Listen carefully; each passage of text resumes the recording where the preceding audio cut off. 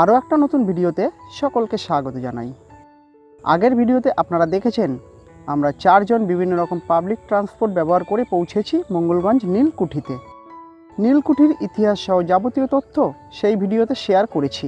আপনারা যদি এখনও সেই ভিডিও না দেখে থাকেন তাহলে আই বাটন অথবা ডেসক্রিপশন বক্স থেকে সেই ভিডিও লিঙ্ক পেয়ে যাবেন। আমরা মঙ্গলগঞ্জ নীলকুঠি দেখে এখন রয়েছি ইচ্ছামতি নদীর তীরে। এখান থেকে নৌকায় ইচ্ছামতি পেরিয়ে পৌঁছাবো বিভূতিভূষণ অভয়ারণ্যে, যাকে অনেকে পারমাদান ফরেস্টও বলে থাকেন। অরণ্য ঘুরে দেখার সাথে সাথে আপনাদের সাথে শেয়ার করব এখানকার প্রয়োজনীয় সব তথ্য। এছাড়া দুপুরের খাওয়া দাওয়া ও ইচ্ছামতিতে নৌকা বিহারের ব্যবস্থাও কীরকম রয়েছে তাও জানতে পারবেন এই ভিডিওতে।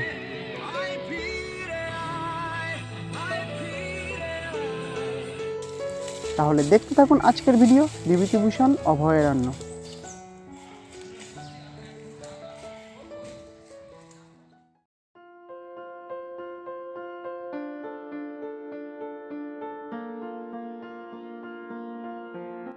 এই মুহূর্তে আমরা রয়েছি ইচ্ছামতি নদীর পাড়ে। আমাদের পিছনে রয়েছে নীলকুঠি আর নদী পেরিয়ে সামনে রয়েছে বিভূতিভূষণ অভয়ারণ্য। আমরা একটা নৌকায় জনপ্রতি 10 টাকা দিয়ে চললাম নদীর অপর প্রান্তে।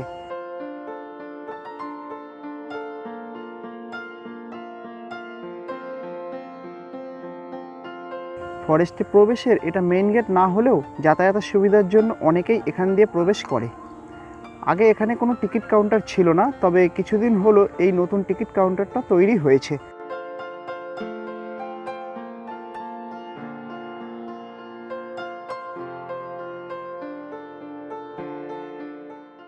জনপ্রতি 120 টাকা দিয়ে প্রবেশ করলাম আমরা পারমাদান বনাঞ্চলে। যদিও এখান থেকে আমাদের কোনো টিকিট দেয়নি, মেইন কাউন্টার থেকে টিকিট কালেক্ট করে নিতে হবে। আমরা বনের পথ ধরে ঘুরতে ঘুরতে পৌঁছে যাব এই অভয়ারণ্যের মেইন গেটে, তারপর সেখান থেকে টিকিট কালেক্ট করে নেব। যেতে যেতে বিভূতিভূষণ অভয়ারণ্যের সাথে পরিচয় করাই আপনাদের। আগেই বলেছি বিভূতিভূষণ অভয়ারণ্যকে অনেকেই পারমাদান ফরেস্ট বলে থাকেন। 1964 সালে 14টা চিতল হরিণ ছেড়ে এই অভয়ারণ্যের পথ চলা শুরু হয়েছিল। 1980 সালে যার নামকরণ হয় পারমাদান ফরেস্ট। পরবর্তীকালে 1995 সালে বিখ্যাত প্রকৃতিপ্রেমী লেখক বিভূতিভূষণ বন্দ্যোপাধ্যায়ের নাম অনুসারে এই ফরেস্টের নতুন নামকরণ হয় বিভূতিভূষণ অভয়ারণ্য।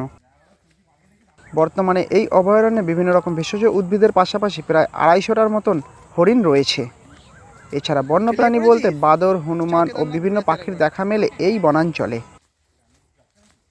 যাই হোক, আমরা বনের শোভা দেখতে দেখতে ছোট্ট পথ ধরে এগিয়ে চলেছি। রাস্তার পাশেই রয়েছে নেট দিয়ে বানানো উঁচু প্রাচীর।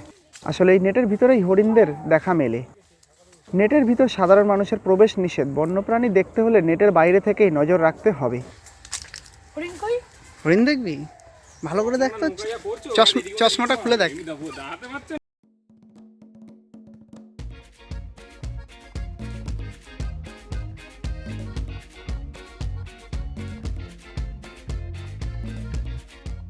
মাঝে মাঝে বেশ কিছু বসার জায়গা করা আছে। ইচ্ছে হলে এইসব স্থানে সাময়িক বিরতি নিয়ে আবার পথ চলা শুরু করতে পারেন।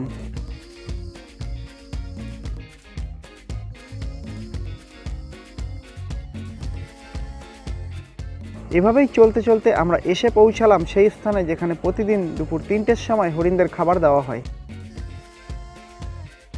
আপনি যদি ওই সময় এই স্থানে আসেন তাহলে প্রচুর হরিণ দেখতে পাবেন। এখনও খাবার দেওয়ার সময় হয়নি, তাই আমরা এগিয়ে চললাম সামনের দিকে।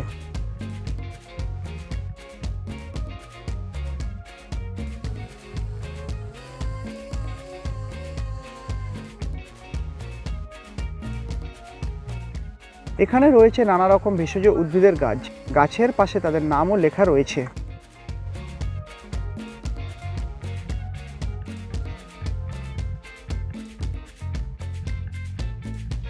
যাই হোক, এভাবেই চলতে চলতে আমরা এসে পৌঁছালাম বিভূতিভূষণ অভয়ারণ্যের মেইন গেটের কাছে।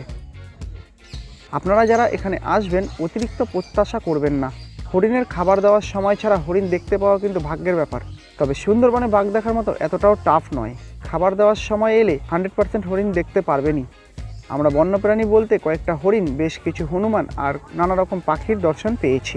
তবে হরিণের দল বনের মধ্যে অনেকটা দূরে থাকায় আমার সাধারণ মোবাইল ক্যামেরায় তা ধরা পড়েনি।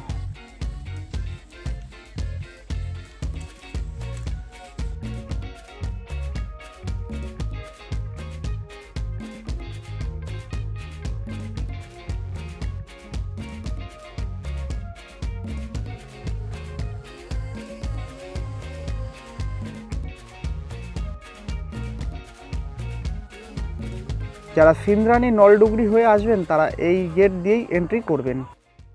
যাই হোক, আমরা এখান থেকে আমাদের টিকিট কালেক্ট করে নিলাম, যার পেমেন্ট আমরা আগেই করে দিয়েছিলাম। টিকিট নেওয়ার পর এবার আমরা ইচ্ছামতিতে নৌকা বিহার করব। তার আগে দুপুরের খাওয়া দাওয়ার কিছু তথ্য দিয়ে রাখি। এখানে এসে রেডি খাবার পাওয়া একটু মুশকিল, সেক্ষেত্রে আপনাকে খাবার জন্য আগে থেকে অর্ডার দিতে হবে। খাবারের জন্য আমরা মেইন গেটের পাশে তৃপ্তি হোটেলে অর্ডার দিয়েছিলাম। যেহেতু আমরা আগে থেকে খাবার অর্ডার করিনি, তাই ঘন্টাখানেক সময় দিতে হবে খাবার রেডি করার জন্য। আমরা খাবার অর্ডার দিয়ে বেরিয়ে পড়লাম ইচ্ছামতিতে নৌকা বিহার করতে। অভয়ারণ্যের মেইন গেট দিয়ে ঢুকে সামনেই রয়েছে একটা ছোট ঘাট, সেখান থেকে নৌকা ভাড়া করে ঘন্টা হিসেবে ঘুরে নেওয়া যায়। আমরা সেদিকেই এগিয়ে চলেছি।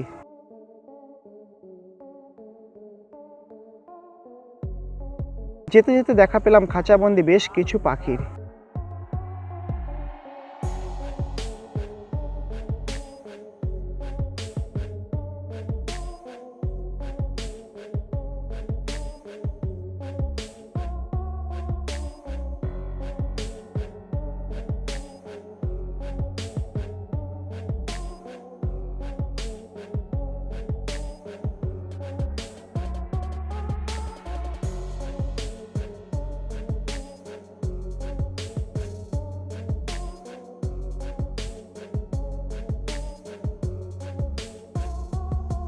পাখি দেখে এগিয়ে গেলাম নদীর ঘাটের দিকে। এখান থেকে আমরা জনপ্রতি 50 টাকা দিয়ে 30 মিনিটের জন্য একটা নৌকা ভাড়া করলাম। অগত্যা শুরু হলো আমাদের নৌকা বিহার। ভিডিওর শুরুতে আমরা যেখান দিয়ে নদী পার করেছিলাম সেখানে ইচ্ছামতি তুলনামূলকভাবে একটু বেশি সুন্দর লেগেছিল।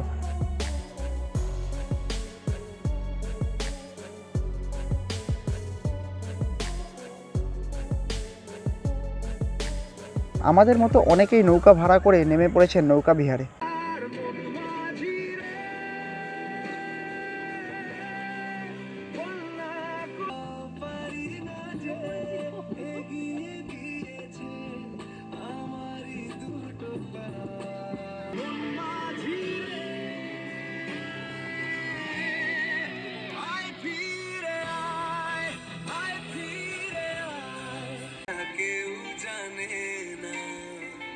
সুযোগ পেয়ে নৌকার দাঁড় টেনে অনেক দিনের ইচ্ছেটাকেও পূরণ করলাম এখানে।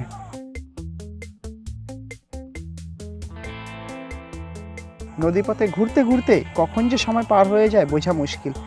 যাই হোক, আমরাও ফিরে এলাম আবার নদীর ঘাটে।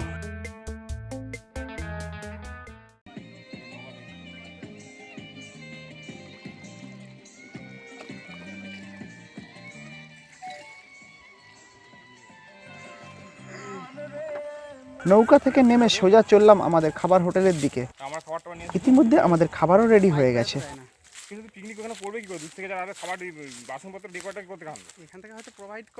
সময় নষ্ট না করে সবাই বসে পড়লাম। আমরা চিকেন থালি নিয়েছিলাম, যার প্রতি প্লেটের মূল্য 150 টাকা। কাঠের রান্না করা ঘরোয়া খাবার বেশ টেস্টি ছিল, আপনারাও ট্রাই করতে পারেন। দুপুরের খাবার খেয়ে এবার চলে এলাম অভয়ারণ্যের ভিতরে চিলড্রেন পার্কে। এখানে বাচ্চাদের খেলার জন্য নানা রকম খেলা সামগ্রী রয়েছে।